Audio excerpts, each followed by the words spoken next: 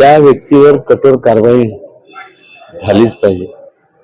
कारण की एका म्हणजे तिने अजून म्हणजे तिच्या जीवनाला सुरुवात केली पण नाही. अशा लहान मुलीचा जर अशी निर्गुण हत्या होत असेल तर त्याच्या कडक कारवाई तर केली पाहिजे. आणि जो कोण असेल मी माझ्या परीने माहिती काढणार आहे. आणि कुठल्याही वकिलांनी त्याचं वकीलपत्र घेऊ नये.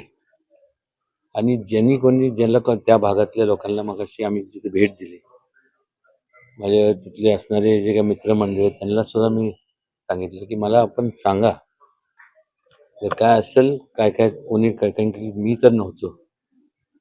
निश्चितपणे असंही नाही की घरातले लोक जरी रानात गेले असले तरी आजूबाजूचे शेजारचे जर तिथं असतील, मला ते सांगण्यात आलं की त्या 2-3 घरं सोडून कोण व्यक्ती मला माहित नाही, नाव घेण्यात आलं की हा अगोदर सुद्धा असा अनुचित प्रकार त्याच्याकडनं घडला.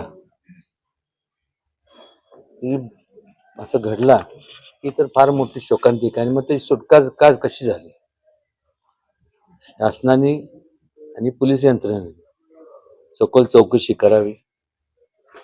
आणि एवढंच. आणि त्यावेळेस सुटका कशी झाली आणि सोडलं कोणी, कुठले ऑफिसर्स होते, त्यांच्यावर कारवाई करण्यात यावी. त्यावेळेस कोणाच्या सांगण्यावरनं सोडलं गेलं, कोणीही असू दे, त्यांच्यावर सुद्धा कारवाई करण्यात यावी. आणि आता पुन्हा त्याच गावात त्याच व्यक्तीकडनं तर अशी घटना घडत असेल म्हणजे